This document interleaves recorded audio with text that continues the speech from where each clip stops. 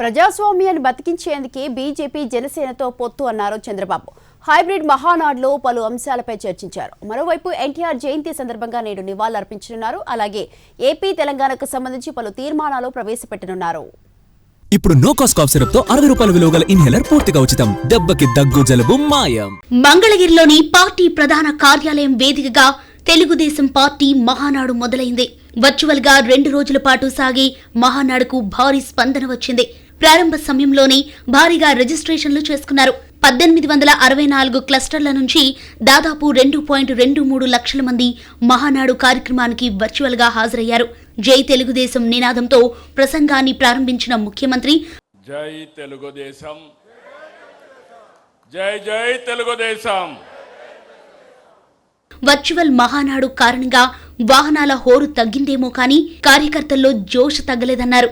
ఈసారి వర్చువల్ మహానాడు కారణంగా వాహనాల హోరు తగ్గిందే గాని మీలో జోష్ మాత్రం తగ్గలేదు. అది కనపడస్తా ఉంది. ప్రజాస్వామ్యాన్ని బ్రతికించేందుకు 2024 ఎన్నికల్లో బీజేపీ జనసేనతో కలిసి కూటమిగా ఏర్పడ్డామని, ప్రజలు ఆదరించి ఆశీర్వదించారని చెప్పారు. మహిళా సాధికారత కోసం, సామాజిక ఆర్థిక రాజకీయ గౌరవం కోసం ప్రజా ప్రభుత్వం పనిచేస్తోందని, ఆస్తి హక్కు నుంచి నేడు తల్లికి వందనం వరకు అనేక సంక్షేమ కార్యక్రమాలను చేపట్టింది. స్థానిక సంస్థల్లో రిజర్వేషన్లు కల్పించడంతో పాటు చట్టసభల్లో 33% రిజర్వేషన్లు సాధించే వరకు టీడీపీ వారి వెనుక నిలబడుతుందన్నారు.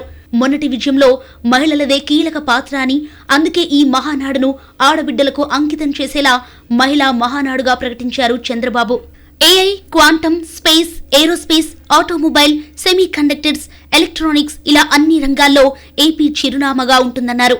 23 నెలల్లో 23 లక్షల కోట్ల పెట్టుబడులు వచ్చాయన్నారు.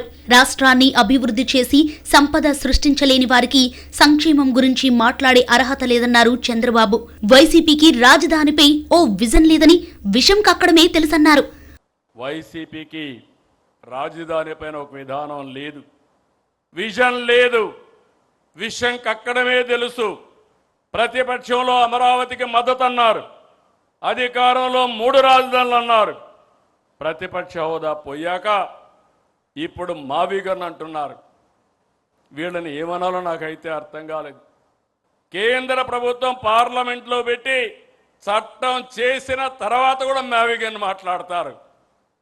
వాళ్ళకు ఒక గోల్ లేదు, అదొక అడ్డగోల్ బ్యాచ్. విశాఖలో రైల్వే జోన్ కోసం 52 ఎకరాల భూమిని కూడా గత ప్రభుత్వం ఇవ్వలేకపోయిందని చంద్రబాబు మండిపడ్డారు. కూటమి ప్రభుత్వం అధికారంలోకి వచ్చాకే విశాఖ రైల్వే జోన్ సాధించామన్నారు. వైజాగ్ స్టీల్ ప్లాంట్ను తిరిగి నిలబెట్టి లాభాల బాట పట్టించామని గుర్తు చేశారు. వైసీపీ ఓ bluff batch, fake news batch అని సీరియస్ అయ్యారు చంద్రబాబు. పేదలకు కావాల్సింది సంక్షేమమని, గొడ్డలివేట్లు కాదన్నారు. యువతకు కావాల్సింది ఉద్యోగాలని, కత్తిపోట్లు కాదని స్పష్టం చేశారు.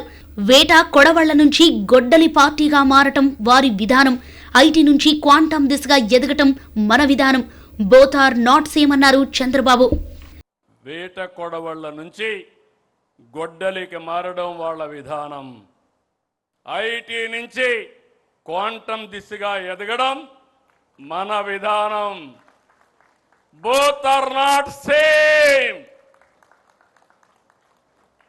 మళ్ళీ గుర్తుపెట్టుకోండి, వేట కొడవళ్ల నుంచి గొడ్డలికి మారడం వాళ్ళ విధానం. ఐటీ నుంచి క్వాంటమ్ దిశగా ఎదగడం మన విధానం. Both are not same. మహానాడులో కీలక నిర్ణయం తీసుకున్నారు. మహిళా రిజర్వేషన్లపై party working president Nara Lokesh కీలక ప్రకటన చేశారు. పార్లమెంటులో బిల్ పాస్ అయినా కాకపోయినా మహిళలకు వచ్చే ఎన్నికల్లో 33% రిజర్వేషన్లు ఇస్తామన్నారు Lokesh. Today from this sacred Mahanadu stage I propose that in the 2029 elections Telugudesam party should allocate 33% seats to women, not as a slogan, but as a commitment to the future of India. We want more women lawmakers. We want more women leaders. We want more women policy makers. And future of Telugudesam party will be led shoulder to shoulder by our women. This is our resolve. This is our responsibility. This is our commitment. స్థానిక సంస్థల ఎన్నికలకు సిద్ధం కావాలని క్యాడర్కు మహానాడు వేదికగా పిలుపునిచ్చారు చంద్రబాబు. ఎవరూ ఈ గోలకు వెళ్లొద్దని, మిత్రపక్షాలతో సఖ్యతతో సమన్వయంతో ముందుకు సాగాలని స్పష్టం చేశారు. మహానాడు ప్రారంభానికి ముందు తెలుగుదేశం పార్టీ జెండాను ఆవిష్కరించారు చంద్రబాబు. ఎన్టీఆర్ విగ్రహానికి నివాళులర్పించారు.